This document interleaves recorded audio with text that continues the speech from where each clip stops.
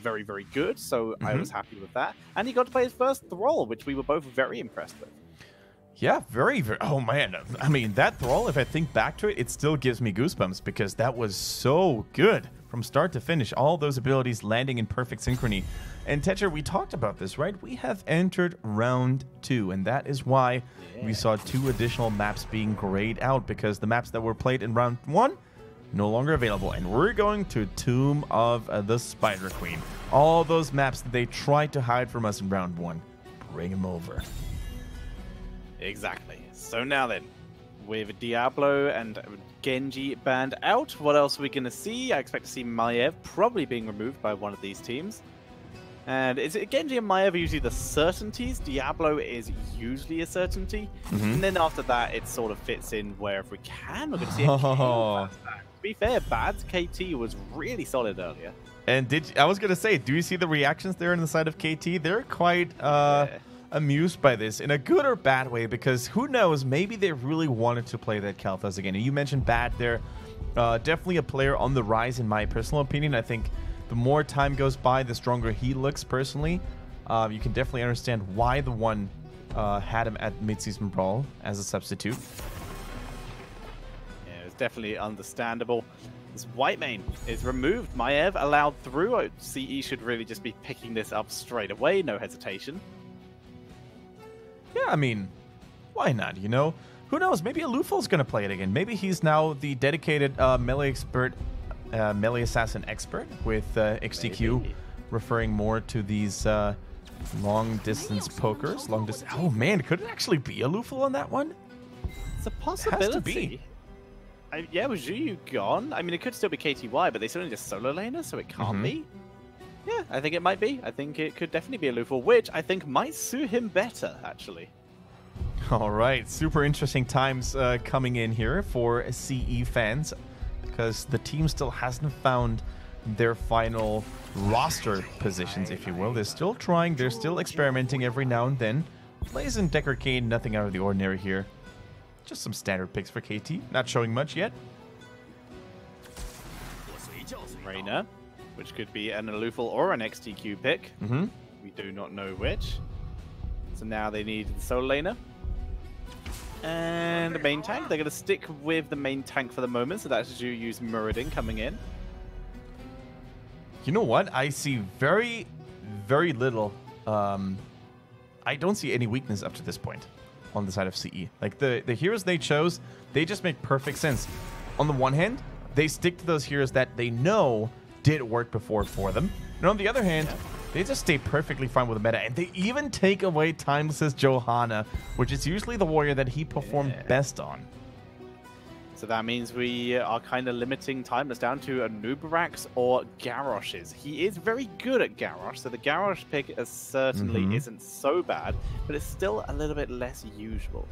Yeah, Garrosh, of course, is also a little more susceptible to getting caught by Maiev here. And also, if Maiev dives deep into the enemy team's backline, Garrosh cannot always peel for those targets very well. So Blaze is probably going to have to take over for that. Garrosh, just a lack of mobility, really sometimes crippling him. He does have Indomitable, and he does have Into the Fray. That is two true. tools that can work very well against the Warden's Cage. But we'll see how... But neither of those are that viable if he's caught in the silence first, or at least while he's still being CC'd. So would need to time that Indomitable very well as Stukov comes in. Oh, man. Do you see that, Tetra? Leoric sitting at 25% win rate right now. There is a reason why this hero doesn't seem to work out in China too well. But we also have to mention this, Tetra. Us two, we kind of were very critical of the heavy focus on March of the Black King. I think a lot of those games could have maybe taken a different route if Entomb had been taken instead. I think you might be right. So maybe we will finally see that variation, that variance, but we will have to see. But for now, I do very much like the CE draft. It's a standard pick, standard draft based around a Maiev. This should just straight up work unless we see some good counterplay by KT. Yeah, I gotta say, I like that 0-2 last pick here quite a bit for KT. In my opinion, it's one of the strongest disengagers in the game because of Void Prison. So if you end up getting caught, let's say, by the Maiev, followed up by, let's say, an Entomb for Leoric or Muradin engage, right? What can you do? You either stop them from engaging any further by dropping a Void Prison, or you isolate them and try to burst them down in the Retaliation Strike. So, I'm not gonna lie, I like KT's draft, but I like CE's just a little bit more simply because of that Maiev factor. She is banned in so many games for a reason. Yeah, completely agree. I'm very curious to see who will be playing the Maiev, though, as we've already mentioned. This is going to be an interesting setup. I mean, Alufal, he has to be. Not had the chance to play the Maiev yet, unless I'm mistaken. Checks now. No, Medivh, Malfurion are his two M heroes. Effectively support. You know, it really shows us that he is flexible. I mean, back in the days, you know, no one would have thought that he was actually able to play the Medivh, and he showed us some great Medivh performances. So maybe we shouldn't be too strict, we shouldn't be too narrow-minded on the hero pools here. I really think he has what it takes to execute it well. And on the left-hand side, on Tomb of the Spider Queen for the first time, it is Kudos top with TWT, Kiaro, Lotus, Timeless, and Bad. And on the right, it is CE with Alufal, XTQ, 365, KTY, and Zhuyu. And it is, in fact, Alufal on the Maiev. Our first time seeing him on this. Yep, we already thought his Thrall was pretty good, and it was very unique as well, because it was the first time we've seen him on that hero. So now, first time on Maiev, a lot of premieres coming out of this play day of HGC China. Let's see if it's going to be another pleasant surprise or another... Well, I shouldn't say another, or a first-time disappointment. Let's find out indeed. As we start off with a more casual start to the game, no immediate rush for mid for everyone to fight over. And a common pattern is once again established by CE. They go for the Exterminator at level 1, this time not because they want to race Immortals or anything. Wrong map for that one, friends, but it is probably because of rotation speed, right? They realize, you know what, we're kind of out wave cleared by our opponents with Hanzo, with Zeratul, for example, lots of AoE damage, so we're going to try to get a little bit of Rainer damage into this to keep balance. See if this works out for them. As for now, CE quick wave clear as they are doing the mid-top rotation, the usual one. Yep. Leoric versus Blaze sitting nice and pretty for the moment, and took off looking for stacks, but quickly dodged by the rest of KT. Yep, once again we see the Chinese, the preferred build of the Chinese Stukov players up to this point going for that W build with that Fetid Touch. Needs to hit enemy heroes though in order to stack it up. That he does, so he needs to play around the enemy's positioning as well. But for now, like we said, it's a slow start to the game. We are actually going to see something start to pick up as Zhuyu does show up here. No one else is coming though. This is a bait. As long as Zhuyu doesn't get caught out, which it doesn't look like he will, he's able to pull back very easily. Yeah, Zhuyu is scouting on the one hand to really make sure that his team does have enough intel on what the enemy team is doing. On the other hand, trying to slow down the mercenary capture process, but of course without really taking too much of a risk here. KT capturing the mercenary camp immediately, whereas CE is a little more hesitant. This time around, Zhuyu gets captured or trapped by Garage. No follow-up damage immediately though, and he's gonna heal back up here. And that is the beauty about Muradin. You can go for those cheeky, stalling, aggressive plays, right? As long as you don't take too much damage, you're going to be able to heal it back up thanks to your trait, thanks to the second wind.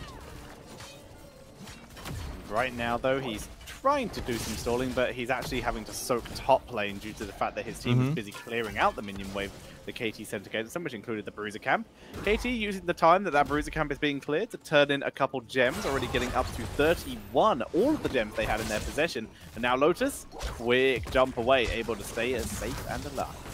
Yeah, good stuff. Good thing for Hanzo that there's a plenty of walls to choose from for him to escape with that natural agility. But doing all of this, CE has not been idle, and they're actually now the ones sieging up here in the middle with those mercenaries. Beautiful zoning coming out here by Stukov with that lurking arm. Doesn't have the extended range, but it's not even needed. It's just enough, barely enough, to zone out the gate entrance. And just like that, CE secured themselves 2 towers with better mercenary timing, waiting for their own mercenaries to clear under their own towers, and then pushing alongside with them. Currently, CE have enough gems for a turn-in. They're looking to try and make something out of it. Maiev over the wall onto TWT. Oh. Beautiful silence and quick cheeky kill. And that's probably going to be the opportunity they will use for a tournament. Zhuyu has a lot of their gems, so they need to make sure he is protected. Yeah, that's a really good point. KTY turned in most of his already. Alufu also sitting on 2 respectively, so it's probably going to be Muradin or Stukov who are now going to turn in next. Zhuyu actually turned in already. It was XTQ. Never mind. Don't really care who pays as long as there's enough gems intact. And as such, with the turning coming in for CE, how much can they get from this? They've already taken down multiple towers, so they're actually going to be looking to maybe gain fort value here as they push in aggressively to the top lane, trying to grab Bad. If they can get a kill pre the Web Weaver arriving, this will be a huge deal. Bad takes a lot of damage, but Beckett's in range in time, and Zhuyu took a lot of tower damage. Yeah, nice timing there actually by Zhuyu. You're first using the Thunderclap to slow Zeratul down, and then saving the Stormbolt after the blink. And then, of course, 365 also came in with a nice one here. Actually now going for the increased range as well. Increased radius, sorry, for that lurking arm. They push in, looking for more. Down goes the front wall. One of the few remaining towers that KT actually had. Good knockback from Reyna. Zeratul just has a quick little wormhole play. I mean, right now, CE is just doing such a good job at denying any flank attempts from Timeless here. Whether it's a Stormbolt or a Silence or a Slow from the Fetid Touch, everything just seems to be going their way. Look at Leroy KTY absolutely dominating Kiaru. As long as that Drain Hope lands on Blaze's body, he is not going to be trifled with. And I would say that was pretty good value. The bottom fort almost completely destroyed. They got a couple of towers in there, but now they need to make sure that KT won't be the one to actually retaliate with a pay-in for themselves as well.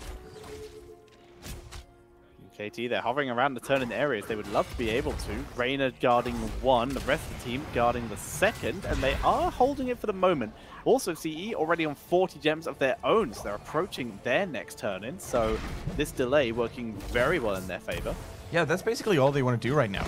Prevent the enemies from turning in while also collecting enough gems for them to get the second pay-in themselves. So, pretty cool stuff. Nothing really drastic happened here. Nice mercenary camp value actually. Forces 2 people away from the bottom turn-in point for KT. Zhuyu normally shouldn't have seen Bad here, other than the fact that he probably saw him enter the bush and just tried to scout him out this way. They move forward, waiting for their chance to strike on Zhuyu, but Quick Dwarf falls away. No chance of him getting caught out here. And 365 just gets tossed away from the point as they are able to sneak their turn. And good zoning achieved here by KT, but will they pay for it? No, a nice once again into the fray by Timeless. Okay, this is the time for KT to catch up now in experience, right? Already they have the web feeders unlocked. The lanes are looking pretty okay, actually. They're not pushed in too far, so they should have more than enough time to actually group up, rally up, and get some towers back. Level 10 is super close. That's the only thing they kind of need to be aware of right now. They need to make sure that they don't get surprised, that they don't get flanked anyway. Decker Kane, by the way, going for the Kunai's Cube at level 7 instead of the Emerald Cube. So that means he wants to shut down the damage rather than the healing, coming in from heroes like Maiev or Raynor. Can understand why. Some can be some good burst damage, and once again, another March of the Black King. Seriously, China. They are committed to this at this point. And no Warden's Cage either? Going for Containment Disc? Huh. Interesting.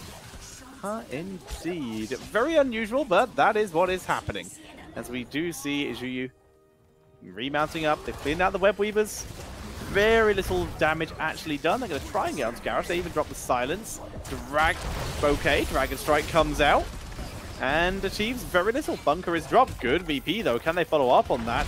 Stay a while. Actually gains 4 members, but where's the follow-up damage? They've used Dragon Strike already. Bad gets taken out and drops 10 gems. Timeless able to pick up at least a couple of them, but gets caught in the Warden's Cage. Can they get Timeless? Yep, Cocoon 2.0, here it is, and Timeless is probably going to say goodbye for now. That was just, from start to finish Tetris, such a cleanly executed fight by CE. They waited until the bunker was over. They didn't even seem to care about the stay a while and listen, and they're now going to get their own turn in. Wow. Wow, indeed. Well executed.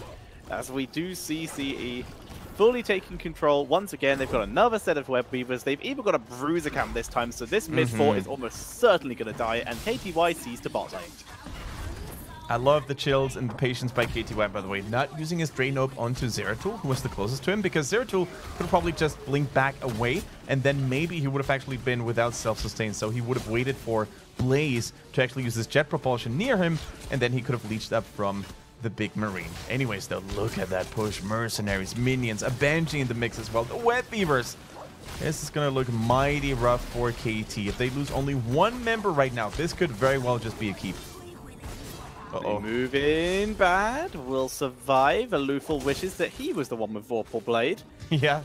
The Zeratul able to pull back, grab a fountain, but that is all 3 forts taken out in one Webweaver wave, and as such, 2-level lead achieved by CE as they move in for keeps with a half-health Webweaver. Did you know that in Warcraft 3, Maiev actually had a blink available? She did. She had blink, she could stealth, she was basically Zeratul. He was very close to that, actually, yep. Banner Knights, really good stuff. Wait, did you play Warcraft 3? No, I watched someone else play it. In this case, WoW as we do, the pressure comes in. But yeah, basically Zeratul's Heroes kit is almost exactly the same as Maiev's Warcraft kit, which is weird because he had a StarCraft kit where he was a separate hero, and it's nothing like it. The only thing that stays the same is Blink. And all right. Was beautiful taunt onto Muradin, but he is a tanky boy. Tanky boy is now a safe boy, jumping into the Void Prison. And speaking of stasis and time stop effects, they've got their own. They've got the containment disc. Look at KTY actually full HP thanks to the March of the Black King. Silence not really getting a whole lot done. KT is not done fighting just yet. They're still going strong for now. Bad taking so much damage here though. Alufal finally caught the Zeratul. And CE keep pushing on, grabbing Blaze as well. This keep shall fall, as they might even try and go for core here. 20 seconds until Blaze is available. Good Indomitable. Keep finally goes down, and they realize their health bars are too low to commit to a core. But first keep of the game at 10 minutes is nothing to sniff at. Definitely not. That is exactly what they wanted. They could have even gone for the boss now, I think, if they had been more decisive and maybe even retreated sooner. But hey, turning in those 76, or at least some of those 76 gems, just feels alright as well. Who's only missing right now? They actually wait until they turn in the remaining ones, so Muradin gets back into the fray with full mana and full health. So, pretty smart timing. They're even taking a mercenary camp before that, getting maximum map value. And look at KT. They don't see the enemy members on the map right now. They are suspecting a boss, but they were fooled because CE did indeed go for the mercenary camp, and the turn-in is probably going to follow right after in the bottom. That is going to be the goal, but there is enough gems for a turn-in of KT, but they are denied and delayed. As like you said, CE get their turn-in in bot lane as they move forward, looking for Timeless March of the Black King. Very nearly finishes off Lotus, but a Dragon Strike, once again, is a little bit off target. Stay a while and listen. For the attempted turnaround, grabs 2, and that's enough for KT to back up. All right, they can back up, but can they actually hold this? Tetra, can they defend this, or can they only stall the inevitable? Can they delay the inevitable here? Because now I think this might very well be lights out here in the bottom lane. The good thing is for KT that they were actually able to de-push top, so that third White Beaver is going to take a pretty long time there, actually, to make it into the base of KT. Already, that bottom push, man, is looking pretty darn serious. Here goes the containment disc onto Blaze. No bunker. They move forward, looking for the core. They pick up Hanzo in the backline, removing a lot of that damage. DWT is getting focused down as well, but they can't get to him. He makes it to the base. Blaze goes down after coming out the containment disc. And CE, they're just removing any sense of doubt that they wouldn't be able to end this game right now. Alufal dropping a little bit low. They finally finish off Garrosh, though, and that is gonna be game. CE taking game number 1. CE, I don't know what they did. I don't know what happened to them. It must be the most recent role swap. It must be some more practice that they were able to get in that 1 week. But they are looking like a completely different transformed team. Super well done by them, taking game number 1 against KT relatively quickly with great ease. Nicely done. Looking much stronger than they did before.